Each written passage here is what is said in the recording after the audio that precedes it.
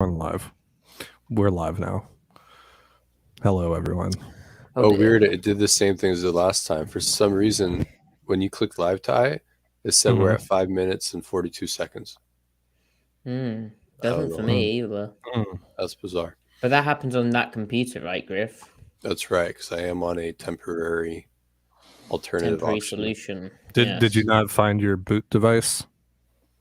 There's some very, if you guys are listening, I'm talking about you. There's some very helpful people on Twitter that have given me some really interesting options, and I may not have to spend $1,000 on a new laptop. Did those options work? Like you tried? Well, I have to try them and watch YouTube videos on how to take apart your laptop. Apparently, it's pretty simple. You just have to do it right. So I'm about to become a tech guy here in short order. Nice. You should do that live on the show. Do like an overhead camera. Show yourself working on the laptop. That'd be so funny. We did actually have a comment on the YouTube, which was interesting, saying apparently I have a lot of football knowledge, and it's a shame that I don't show it on the podcast because we don't talk about football. Oh yeah. I saw that comment as well. Actually, see, gang, here's the deal. We we riff and try to be cool in the first opening minutes because we do have a live audience here. So we're trying to let people roll in before we get rolling.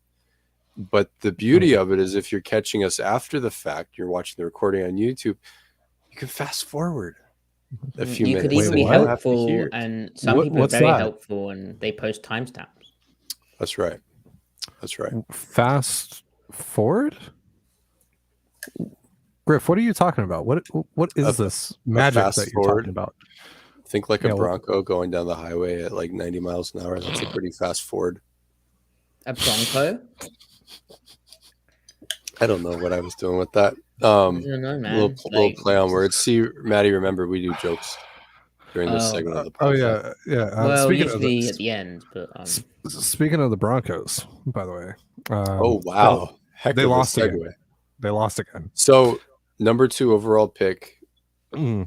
They probably does John Schneider trade back if he has the number 2 overall pick? I mean, depends how these next 4 or 5 games go, I'd say. How far back? Let's say Gino remains the Gino that we've all agreed that he pretty much is to remain, regardless of wins and losses. Because I feel like he would only trade back for this year's purposes if he felt like he wanted to get a quarterback early also. Otherwise, trading back is really interesting because you can get another first next year. Say you trade from 2 to 5, 6, 7, 8, 9 and get a first next year. That's intriguing to me. But I don't know. Whatever. On the other hand, though, Jalen Carter, man. Will Anderson Jr. potentially. I don't know. That's a conversation for another time. One thing though, Russ is concussed, which is shitty. That sucks. That looked really bad. That looked awful. He had the way concussions work, that he should not be playing next week. I would shut him down for the rest of the season. They just got eliminated today. Don't force it. Plus, I think he's been dealing with some other stuff too. And he played he had a rough start, but he played with a lot of heart from what I saw. Not wanting to give up. I feel like he's pressing, and when he took off on that run, he has not been doing that this year. And you need someone else to tell him, dude, you just need a break right now and try again next year. Because he's pressing, and they were down 27-0 at one point, and they ended up nearly completing the comeback.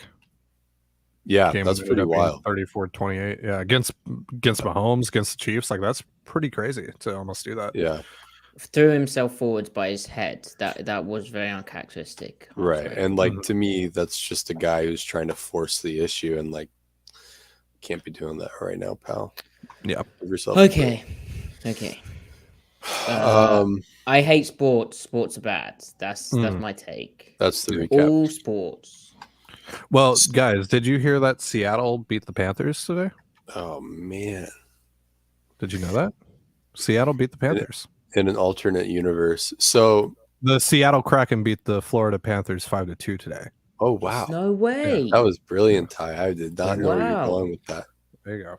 I got to keep the faith. Ice hockey? Ice hockey. I'm Ice. familiar.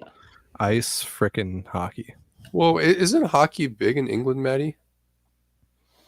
Or is it not? Ah, well, So I know it's big in Europe generally, like Germany, Russia, Mhm. yes, but those The Eastern countries Bloc. are a bit colder. Sweden, Norway. But oh, come on, you guys are still. Is it just not a thing? I mean, not really. It's like very niche. Like field Oh. hockey is probably bigger. Oh wow, so it's like straight up not like a core sport there. Okay, That is correct. interesting. I don't know why I just assumed it was. Well, it's unreliable that we'll get like a natural, ice rink. Like you'd have to go into a facility. Whereas like in Russia and Finland and stuff, they could just go to their local lake anytime. And I feel like probably that's in the really winter. dangerous in 2022, though. I feel like they're all artificial now. Maybe. You are not interested in entertaining these thoughts. No. Maddie's- I just don't Maddie's- know. We're seeing Dark Maddie today. Dark Maddie. Yeah, sports are bad. And Yeah. Yeah. that's the take. Maddie is damaged this week. Maddie Severely. needs his hard Yeah. drive replaced, just like my laptop. Yep. Yeah. Maddie's boot device cannot be Hang found. on now. Hang on. That sounds like I've done some awful thing. All right. Someone in the YouTube comments is just pissed off that we're not getting to the football right now. Yeah. You're so upset because Okay, Maddie, you want us to do talk the about intro, the football. Maddie. The football's great. Okay, I'll do the intro like a performing person. Okay. Dance for me. Welcome to the Seattle Overload podcast, and I don't know why I sound so cheerful because the Seahawks have lost 30-24 to the Carolina Panthers. A very disappointing home defeat for a number of reasons that we'll get into. Seattle is now 7-6. They're on the edge of the playoffs, but they've got a really tough schedule. This was a game they couldn't really afford to drop. Griff, you, and I've said this before after losses, you are a bit of a coper. You've been known I'm to not a cope. coper, man. You indulge in the copium. You No, are I one of don't. the copiest copes. Just because I don't shut off my brain to the possibility of betterment to improvement doesn't mean I'm coping. Okay. It means I'm being realistic. So- Facts and logic only. You doth protest too much. Griff, how Yeah. difficult is this loss to cope with? See, once again, no coping required. We need only engage with what happened, unpack it, repack, and look to the future. They're 9-8, or no, not 9-8. What the hell? Why did I say that? They're 7-6, right? And it feels like, in all likelihood, their record will be 9-8, potentially 8-9 right now. Looking at their schedule, I do believe though that this team is still capable of absolutely anything, positive or negative. This season does have quite the spectrum. I just have no idea what to expect week to week. This game was obviously as terrible and as bad as as bad as it looked like it was, because it was. Our eyes were not deceiving us. Watching it live, I did think that the defensive line and the fits and everything was actually holding up pretty darn well. And then in the second half, just like the Raiders game, it was horrific, absolutely horrific. Not having Shelby Harris really hurt, not having Elwoods hurt in the second half. And then it's really frustrating that the second they lose one or two guys, seemingly everyone else just starts, I don't know, playing worse. The whole picture doesn't work. I mean, even Brian Mona, he was beating blocks, but then not able to get off in time and was making arm tackles. And it's hard to disengage from a block and then go make a tackle like that. That's why you need everyone on the same page. But it's little stuff like that, just collective efforts. I wonder, did other players think that, okay, the play's not dead, but we've got it bottled up here, so they're just going to rally and they kind of abandoned their run fit, and then the running back is so loose, actually. I mean, how many runs ended like that? I don't know. Just really unfortunate. They had some drives of life in the second quarter and early parts of the third quarter, but then they just broke down. So I don't know how they go about fixing it. The first thing is just, well, you hope it's better when Woods and Harris are out there, but beyond that, I don't know where to go with it, at least speaking for the defense. Yeah. So you've focused on the defense. Just to add in, this was a day where they allowed 223 rushing yards on 46 total rushing plays, an average of 4.8 yards per carry. Ain't that familiar? Cordero Patterson, Jamal Williams, Taysom Hill, Alvin Kamara, Kyler Murray, Rashad White, Josh Jacobs, and now Chuba Hubbard have recorded their season high rushing yards total against the Seahawks. Like, this is a defense that multiple offenses are going off against. It's a defense that they're very much aware of like what they're going to get and that they need to stop the run. Ryan Neal used the word frustrated like 1,000 times in his post-game press conference because of how upset he was about the, just what was going on. He put it down to a combination of factors: schematic, execution, not being physical enough. There's there's frustrating moments which like 3rd and 2 when Cody Barton falls back his gap with a tight end going across the formation. Jordan Brooks doesn't. Barton had Neal coming down to his side, so maybe he shouldn't have done that, but maybe he should have done that and Brooks should have fallen back. We'll see on the tape. So that's just a blown assignment. So there's that as well. And then you've got Pete Carroll afterwards going, I've got to do better. I've got to do more. I've got to help our defense more. And his closing statement, it's really happened on the ground. And I'm really disappointed in that because, I've prided myself of thinking we can scheme our way into all kinds of good things to offset that. And I got to do better. Well, they haven't. And Ty, we kind of saw this coming when we previewed it. We did a little mini preview on Wednesday, didn't we? And then Griff and I sort of talked it through as well. But yeah. Yeah. I mean, as soon as Harris, you saw Harris show up on the inactive list and then Woods goes down early on in the game, like it just kind of doomed them, right? And from that point forward, they just got their ass beat in the run game. And now, with the way that this run defense continues to play, the Seahawks offense just has such a little margin for error, and we saw what happens when they don't have their best day. Geno didn't have his best day. A lot of missed throws.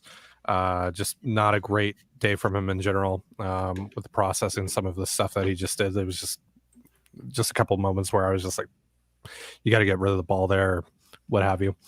And then they didn't really have much of a run game either, with the running backs being hurt. Couldn't really get anything going with Homer. Tony Jones was non-existent. And so, Geno throws a couple picks, could have been 3 easily. And that's really the story in this one. It's just, it was bad all around. I don't think there's really any other way around it. It was just there isn't one entity that you can really point the finger at and blame. I think it was just all really, really bad today. It was hard to find positives. I felt the pass protection and offense was very good, particularly the offensive tackles against like Brian Burns is no slouch, and they were walking around and doing some exotic pressure looks, especially on like 3rd downs, and the pass pro handled itself. Tyler Lockett was still Tyler Lockett. He was getting open in the underneath. He had that brilliant toe tap touchdown catch in the back of the end zone. And then, as Griff mentioned, Geno had that decent second quarter. Seattle got themselves in a hole early on. They came back.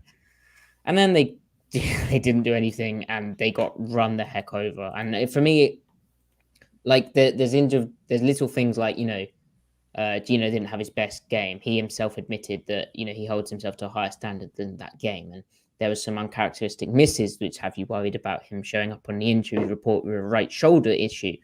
Which Carroll described as I think it was a lat, he said. But anyway, that stuff hasn't, like, Geno's process still seemed good. That stuff hasn't been an issue all season. But what has been an issue all season is the recurring issue, and the theme to the 2022 defense is their inability to stop rushing attacks. And it's the second time in 3 weeks the Seahawks have allowed 200 plus rushing yards. It's also the 3rd time in 4 games that an opponent's rushed it 40 or more times against the Seahawks. And this was a close-ish game. Like, that should not be happening. And it's frustrating, as Griff said, and as you mentioned, Ty, okay, Shelby Harris is out. And so you're like, okay, well, he was a very important run defender, especially in the even front looks. That's a bit of a loss, but They've got Woods and Monet. Like they should be able to handle it. Okay, Woods, who was playing a lot of like big end in the bare front looks and 5 technique in those looks this game, based on what I saw on the broadcast and what Pete Carroll said. Okay, he hurts his heel, but still got Monet, they've still got Jefferson, they've still got Puna Ford. They should be able to stop the run. Like they're playing more cover 3. They, barring a really bad early 3rd and 10 call, which was just bad scheme, like and bad play call, especially for the 2-back look they got presented with. They should have been able to stop that. The run, because they were in like middle field close. They had +1 in the box.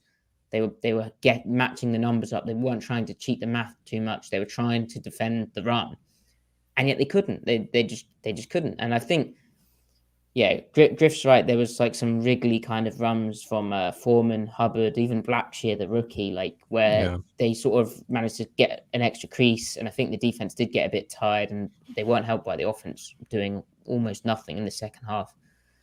But man, so Griff, you were saying before, there's a lot sort of, I don't know where you want to take this, but I'd be interested in your thoughts, because you're saying off air about the coaching staff and on the defense, and your take on that. Like Pete Carroll said he needs to do more, but I'm not sure what more he can do schematically. What's your take? Well, I think schematically, I mean, we can just kind of go back to some of the stuff that they did last year with like a lot of more line. Like, again, we talk about every week, they do some of it, but just more line movements, more what are effectively run blitzes. Maybe they did, and when we go back and watch the tape and we can really digest it, but it kind of makes sense that they fall apart in the second half compared to the first half, because if they remain static, then different types of runs can hit you harder. There were, I think maybe at one point they played some too high and they were in their even front, and then gap started hitting them like counter and trap runs, but then it was cutting back. And you have one less guy in the box. You're there. If you cut back, say you are leverage everything right front side, that means, but if you're out gap though, if the cutback and gap schemes can hit really hard is what I'm saying. And that happened to them a couple of times. I do wonder if they need to install like more calls essentially. I do wonder if they're too static, but then also Pete talked about this earlier on in the season. He said the way that they're trying to coach tackling to be different, so that the second guy that comes in, the first guy wraps up, and then the second guy comes in, goes for the ball. And I wonder if that's why they're not bottling up as many of these tackles, because they have, in the front 7, they mostly have the same personnel. And where there are differences, you could argue, at least on paper, they felt like upgrades. And they have more missed tackles this year than they did all of last year. They were one of the better tackling teams last year. And like people say, well, of course, Cody Barton, he can't tackle. Well, Cody Barton actually has like very few missed tackles. He has like 4 on the year. He doesn't, he has one miss that was egregious in the Lions game, but all in all, I mean, he tends to bottle ball carriers up. It's not him. So I really do wonder, is it like the way that they're teaching gang tackling and stuff? Also, Maddie, you mentioned, now that Clint Hurd has been promoted as the guy that replaced him, who was an assistant last year at defensive line, is maybe he has something to do with it. And like, I have no idea. There's no way we can say that right sitting here, but like Puna Ford has regressed this year, and he did regain himself a little bit. But like, why is Puna Ford regressing? He's not Al Woods. He's not 35. It would make sense for Woods to regress, but why is the young guy regressing? Right? It doesn't make sense.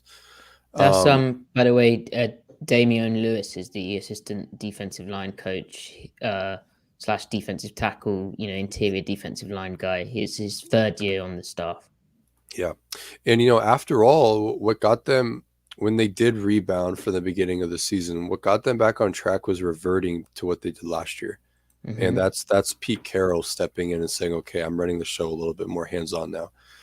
So maybe if there are issues cropping back up again, does that mean he's kind of letting his younger assistants, inexperienced, relatively speaking, assistants kind of put the ball back in their court a little bit to try to make something happen? Then is it getting away from them again? Does Pete need to step in? Pete said he needs to do more in the press conference. I mean, that could just be head coach, giving canned answers because he's going to take the fall no matter what. But maybe is that actually indicative of something behind the scenes? Is he giving them, I don't want to say too long a leash, but is he delegating too much? Does he need to reinsert himself? I don't know. But I don't know. That's my open-ended rant. No, good rant. Probably difficult to know what the actual answers are, but you know, the good thing is this 5-game stretch, like they're playing against real teams. Like what's so disappointing about this 4-game 1-3 deal is all of those games were against teams with records under 500, and so now it's kind of put up or shut up. You know, are you going to make the playoffs, or is this your season in a nutshell? You didn't quite have the talent. Maybe, you know, your coaching staff in year one of Hurt being a play caller, in year one of the new kind of system and new coaches all working together. You know, maybe it wasn't quite good enough, but now their schedule is tough. Like it's really, really tough. Like there's no easy games, and heck, they've struggled with the supposedly easy games. But like, you know, you've got the Rams, which I guess is the easiest game to end the season. But, you know, 49ers look formidable, won again, blew out the Buccaneers, win in a game which you kind of hoped the Buccaneers would drop. Then you got the Kansas City Chiefs on Christmas Eve, which could ruin Christmas because their offense is absolutely red hot.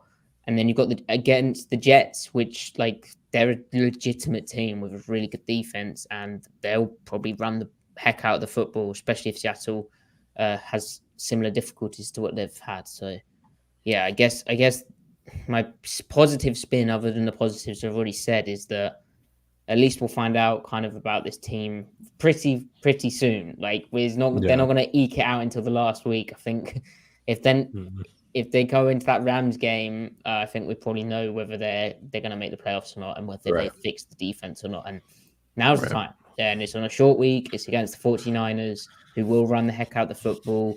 Brock Purdy may have hurt his oblique, but we'll see if he can play or not. But honestly, you know, if Josh Johnson comes in the backup, like that could be worse because he has a bit more. Well, Purdy's mobile, but I'm sure with Johnson, it might even build in a bit more of a quarterback run game, and for sure. So and McCaffrey and just the way that they layer the run, even with Deebo Samuel suffering a high ankle sprain, that sounds like a nightmare. But I guess we sort of dipped into the offense. Geno Smith, 21 of 36, 264 passing yards. A bit of that was padding at the end. And so was his third touchdown that he threw. He also had 2 interceptions. The first interception, Ty, looked like JC Horn did a good job of sort of showing that he was coming down, and then he flipped back as Geno threw it, but it seemed a tiny bit late. And then the second one, was that encroachment? Like, because everyone thought it was, but then he threw it like it was. Yeah, he thought it was. Yeah, first interception, I'd prefer that he doesn't throw that ball, but yeah, I think he was just a little bit late on that. Second one, I don't blame that one on Geno because that was clearly an offsides that should have been called. He said that he saw 3 guys jump. I saw at least 1 guy that should have been flagged on that play. He thought that he had a free play, chucked it up, just tried to see what happens, and so that's just really unfortunate. So I think like a little bit of this is skewed, but overall, like I said earlier, this wasn't Geno's best day by any stretch. Maddie, you and I talked about it during the MVP talk on Wednesday that, I didn't really think that, Geno's had just an absolute stinker of a game until, except for maybe week 2, but this was probably as close as we've gotten to that so far this year. So it's just, it sucks, but I think this offense has also earned a little bit more of the benefit of the doubt. So I'm not freaking out too much over it. And I think they'll get back on track. And especially when you factor in, the fact that the run game just wasn't really, existent for the most part, you can give them a little bit of a leash there. But, it's not great. And again, they have very little margin of error with the way that this defense is playing right now. So. Yeah, and interesting actually what Pete Carroll said about the run game. He kind of took it on a wider level than just this game. He's concerned about the run blocking in general up front. Like he said that the run game was an emphasis for them on both sides of the football, and he's disappointed they didn't get it done, on either side. And I think we have seen the offensive line struggling to get displacement and movement. And okay, you are without your first 3 running backs, and okay, Travis Homer suddenly in a lead back role that's never been his forte. Yeah, but one, they barely ran the football. They ran. That can't be right. No, it isn't right. Hold on. I'm not being a very good stats boy here. They had 14 carries for 46 yards, which is a 3.3 yards per carry. Yeah. And 3 of them were Geno's. So there you go. Right. Yeah. Scramble. So it was dreadful. They didn't run the ball well, and I think there is a question about what's going on the offensive line, run blocking wise. When it started, it was kind of promising. They had that kind of success unveiling 13 personnel and getting displacement with that. Yeah, it's interesting. Again, for the offense, it's like, put up or shut up. Like Geno's been spectacular. His process has been brilliant. He's been accurate. He's been able to sling the ball all around the field.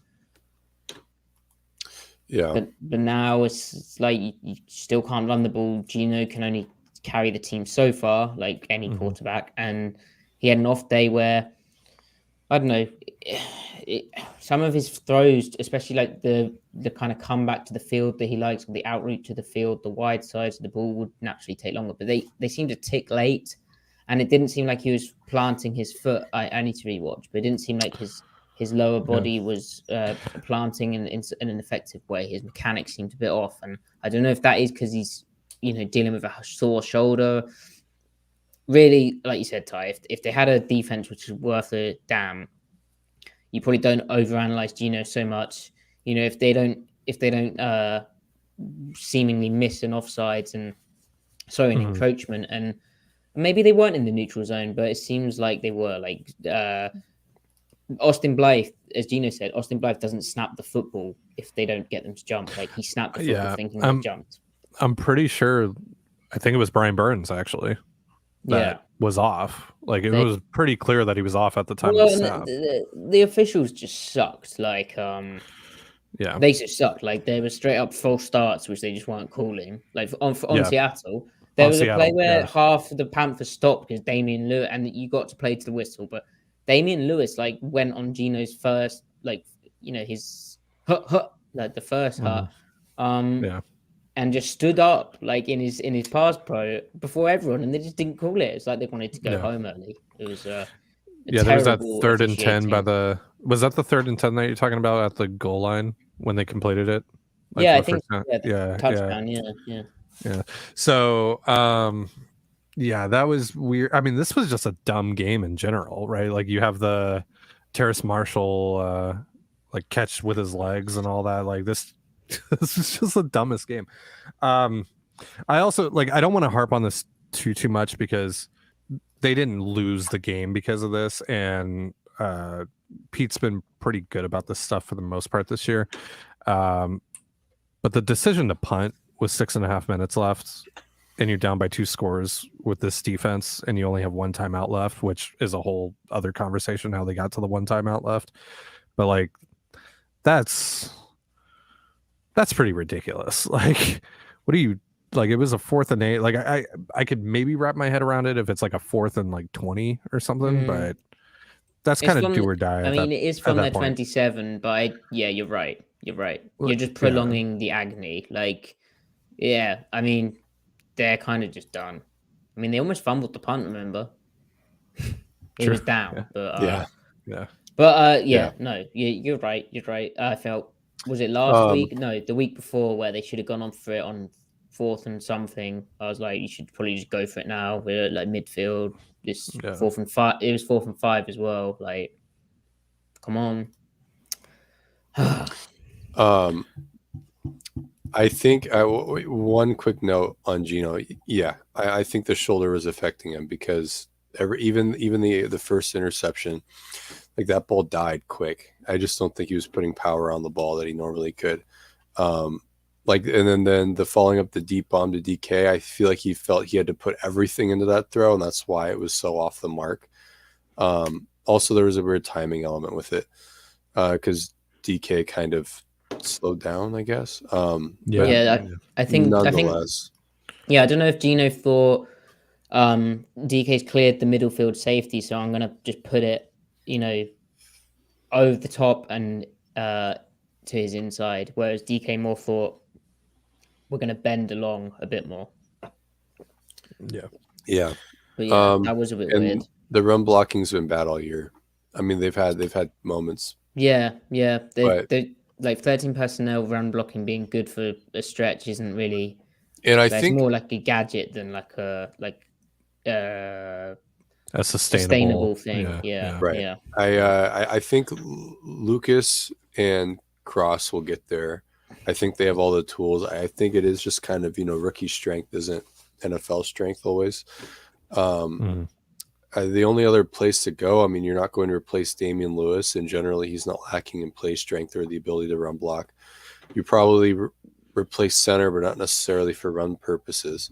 Not that Blythe is moving bodies in the run game, but like that's just, I'm not even against bringing him back, but I feel like maybe Gabe Jackson he's just done. Haynes hasn't been, much different than Gabe though. They're kind of the same player, decent protection, poor run blocking right now. I don't know. Yeah. Sheesh. That's depressing. Because three of those guys are locked. They're just kind of screwed. Yeah, like they're not. There's only two guys to play with, and I don't think center moves the needle. Even if you find a good center, most run schemes don't work because the center is an amazing run blocker. It's great if you can find them, but they're very rare. And even then, like they're not moving guys off the ball the same way good run blocking guards are. So, we had a really interesting question while we were not talking about football in the bit, which if you're listening to, you won't have heard. Lucky you. From Aditya Pabuwal. Apologies if I pronounced that incorrectly, but a great comment. Thank you. He or she asked, is a 2-4-5 defense just doomed for failure? What other teams that stop the run also run this defense? So when you say a 2-4-5, like every team in the NFL right now runs 4-2 looking structure, right? Like that's the predominant structure.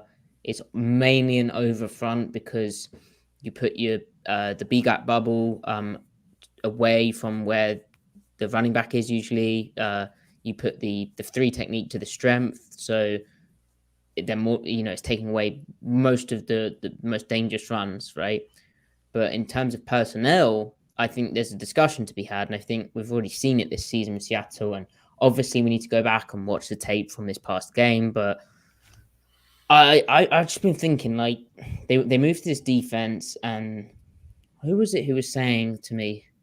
Someone was saying that Pete was always thinking like 5-10 years ahead, like, and in terms of the move to this defense, though, this is almost like it's in terms of the cycle of the NFL, like it's almost a bit, it's sort of wrong because suddenly teams are running the ball a bit more. There's, more of a growing gap run scheme to run on these kind of fronts and these too high looks.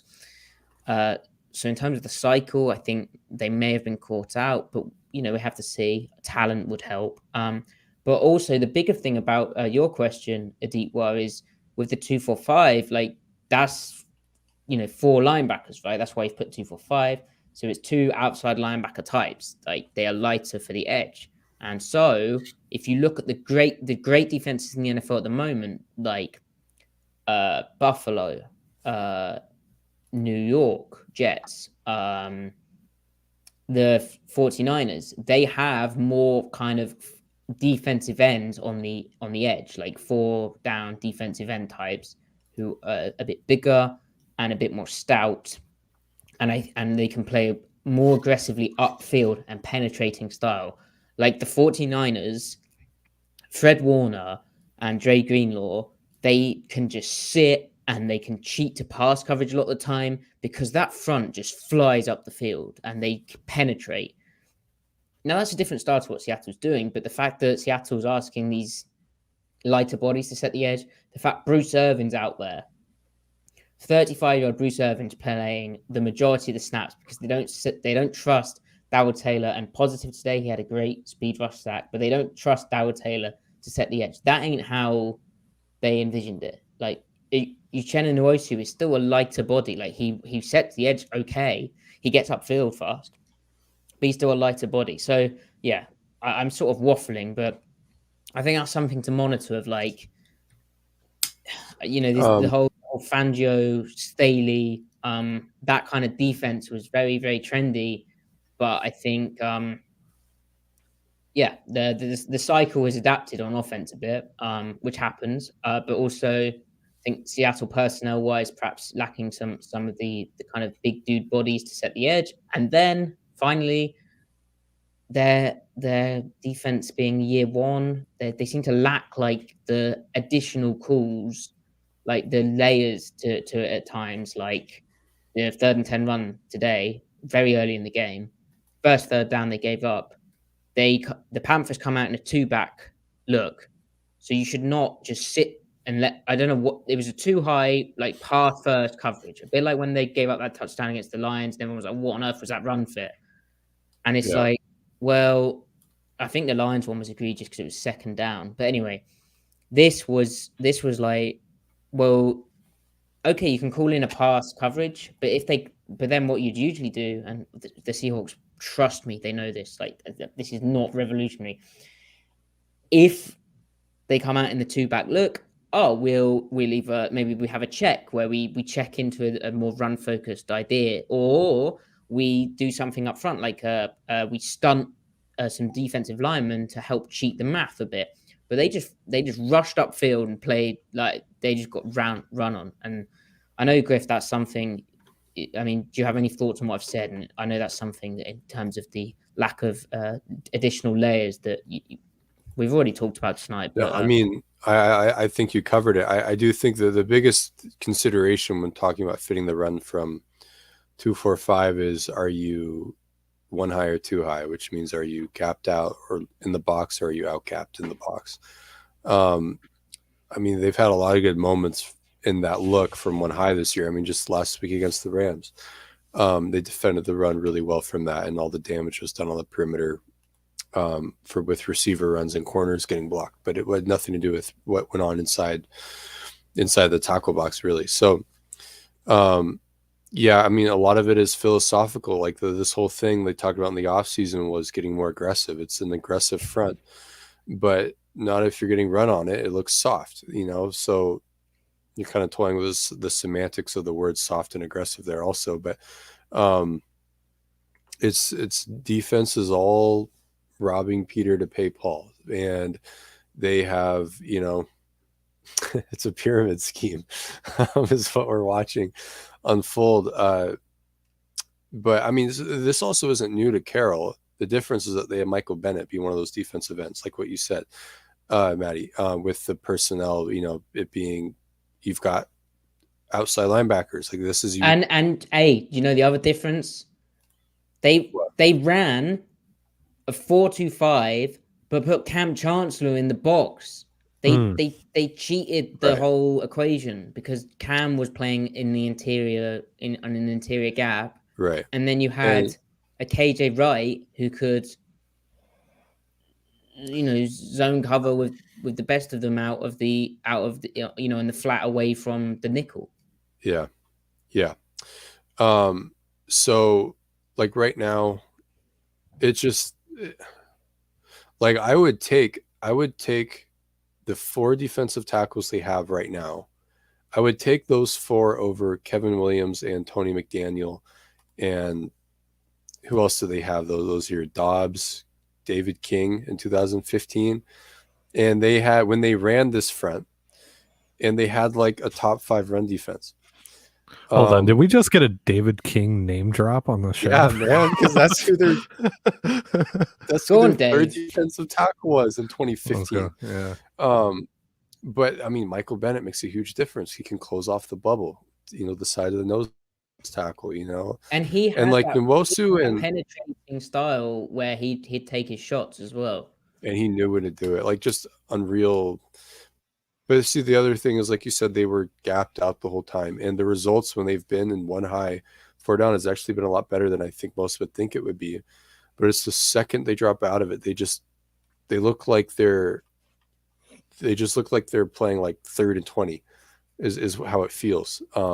They just for can't me as handle well, it. I really do want to stress, like I said it already, but they did play their fair share of like the bare 1-high. They should have been gapped out. They should have had the right bodies for stuff. No, they And did. as soon as Woods got out, they just got gashed. They got absolutely bullied. And what was especially embarrassing was that was it the 3rd quarter drive? They just ran this. The Panthers ran the same run, guard tackle wrap with an orbit motion, like 6 times down the field. No, that was in the 4th quarter. That was the drive that they scored on, right? Yeah. Embarrassing, just embarrassing. Yeah. And again, okay, the players need to execute against that better. Okay, just because Al Woods and Shelby Harris is out, that doesn't mean it all just goes to absolute crap. You have to, like, I just don't understand how you don't have an answer. Like, they skip, like, play calling wise, that's embarrassing. Like, that is straight up, and Clint Hurt will be upset about that. Like, you would be. Like, it's like you don't have an answer for it. What's so funny is by the end of last year, they had a very clear formula of calls and situational calls and tools and a phrasing that kept getting thrown around was, oh, this vanilla scheme. It was anything but vanilla last year. They ran so much stuff. Even when they were good, that 4-month stretch this year from week 6 to 9, 6, 7, 8, 9, 4 games, they were very vanilla. That's what we said. We said it then. We were like, is there going to be? And I even tried to. I even tried to find like, I feel like it's coming together a bit. I feel like they're knitting it together. We did try to force it, and it's not quite not. So like, how would Ken have dealt with that? Well, he'd have fire zoned more. He'd have moved the front more. And that's like in what I've just said. That's like 3 or 6 more different calls, right? And it's proactive, and it's not being also the corner and the fit problems, which is like probably responsible for what, 1/3 of the rushing yards they've seen the last 2 weeks.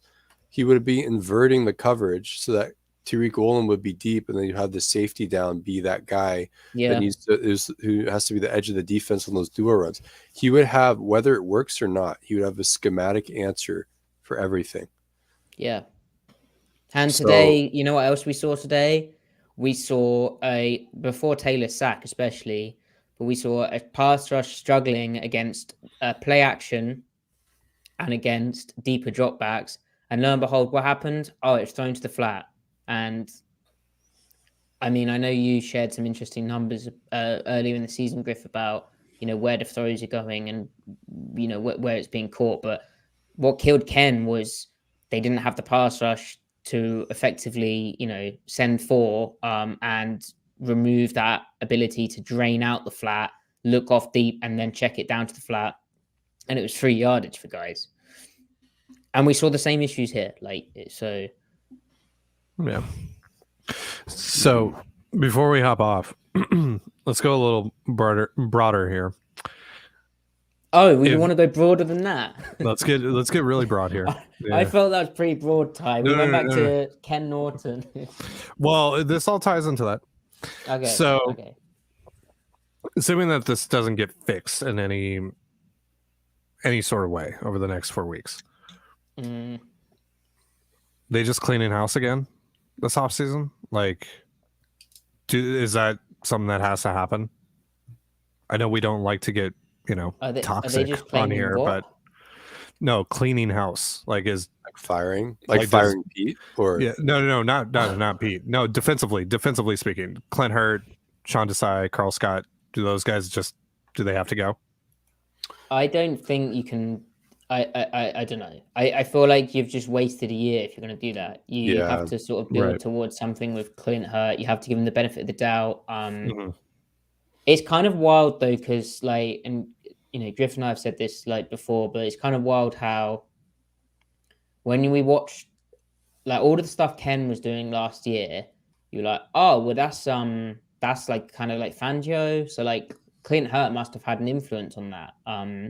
This maybe a lot of this is Hurt driven, right. but like all the kind of finer tweaks and tools and like layers and additions to the Carroll version of Barefront from like USC and even before that, all of that, which we saw last year, we have not seen this year. Now, maybe part of that's having a young defense, but like they're not young up front. And Jordan Brooks is a vet now, and Cody Barton's also a vet. Like, it's Mhm. not that deep. Like, Right.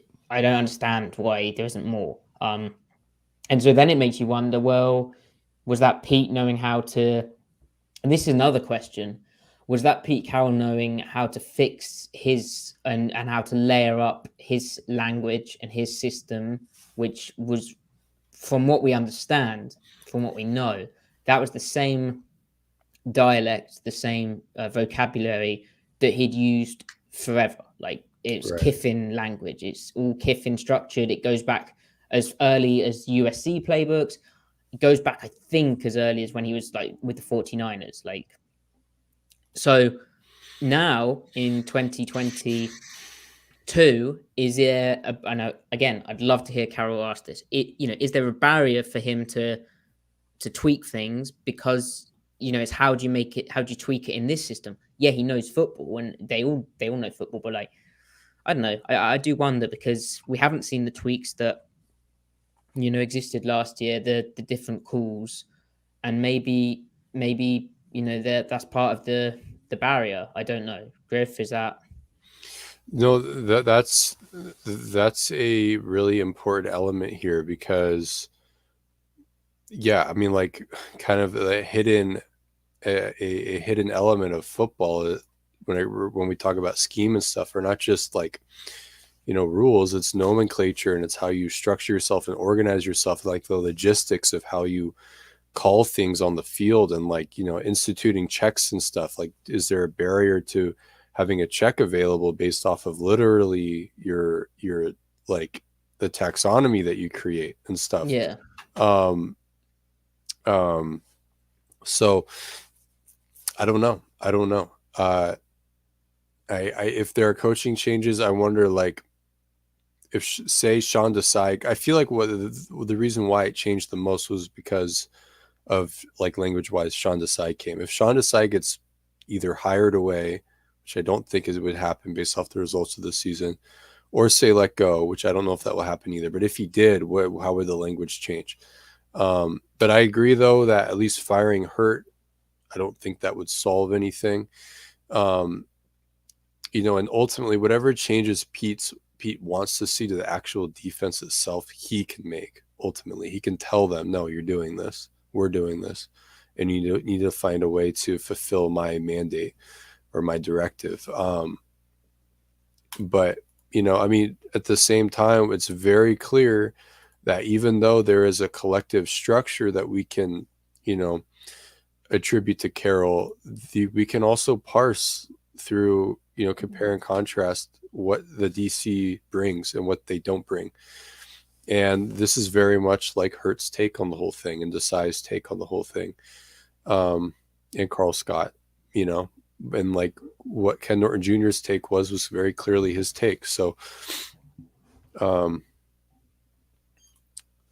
yeah I don't know if Desai will, like, it wouldn't surprise me if Desai just leaves, because a lot of his ideas, like from what we saw in Chicago, right, is some of that we've seen Seattle try to do, and then they've ditched because, like, a lot of Desai's games in Chicago, they haven't been able to stop the run. Like,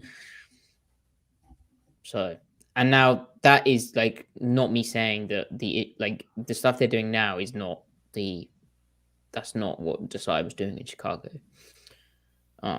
Well, they ran he was doing 2-4-5, but he was doing it from like real like box stuff. Like, Yeah.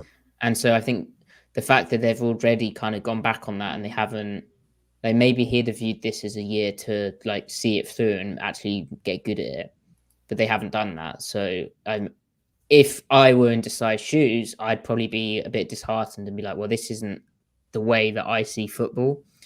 And so how fulfilling is that for you? You know, why does he coach? What's he trying to get out of it? All interesting questions. And I think, you know, if he leaves, that would be the reason I'd attribute to that. I don't necessarily think, yeah, like Griff said, I don't think he'll get fired away, but or hired away, sorry. And, you know, I don't think they'd fire him because it's like Hurt's guy, but maybe a mutual you know, parting of ways that could be on the cards. And I'm not trying to scapegoat it again. The issues now aren't anything to do, well, they're partially to do with him because he is on the coaching staff, but it's not like Desai's come in and gone, oh, this is the thing, guys, and that's the reason. No, that's not what's going on. Anyway, Ty. Yeah, me. Anything else that I want to add? No, not really. I think, you know, everything that you guys said makes sense, and that it's, you know, it's a little bit of everything, right, that contributes to it. It's not just one particular thing. And, you know, so again, like you said, you don't want to scapegoat here. But I do wonder if maybe there's too many cooks, something like that going on there behind the scenes. If we do see some changes again at the end of the year, which, I mean, it sucks, right? Because like you just did a big revamp of the defensive coaching staff last year, and then to do that again the very next year, I mean, that's not great. So yeah, I think too many cooks is a definite there's got to be a factor. Yeah. Tua is 3 for 17 for 25 yards. I saw that. Well, if only Gino had had a good game, that would have been another MVP candidate down. But yeah, bro. Yeah. Oh well. Right. I think we're done. No, I'm done. I'm done. Yeah, I'm See you guys Thursday. You know what? Let's get surprised. Let's be surprised on Thursday. Oh, here comes the cope. Speaking you got me. I'm so serious. I just see it how I call it how I see it. And facts and logic. All right. Well, so you know what? on The facts and logic are telling me that the Seahawks are going to beat the 49ers on Thursday. So okay. 31-7. Hey, Gerson, Gerson, come on now. Like, look, what are we doing here? You're in timeout, Gerson. I've seen you before as well. This is my chat. Disgraceful. Right. Tell them about the schedule. Yeah, so the schedule, yeah. The plan of action. We are going to be back on Wednesday, Ty and I, with our newsy kind of thing, but with a bit more of a heavy 49ers preview baked in there as well. Then on Thursday, we will live react to the 49ers game. That's because it will be Griffin joining us. And then on Sunday, we'll do a double film. Well, not a double film, but we'll study film from both games. Depends how obviously the 49ers game goes, because I feel like the film from this past game is going to be a bit rough. Then the following week, we'll be back to the usual schedule, and we'll do film of a different topic as well on the Thursday usual time. So that's Wednesday, Ty and I, news. Thursday, live reaction to the game. Then Sunday, film. Indeed. Seahawks country. Let's fly. And it would be very Seahawky if they had, somehow they won all their remaining games. They finished 12-6, 11-6. There we go. Thank you, Ty. There's 17 games in the season, Maddie. Well, there'll probably be 18 soon. That was that'll be very fun. Yeah. All right. Bye, guys. We love you. We'll see you on Wednesday. Yeah. Peace. Bye. Peace out. Bye.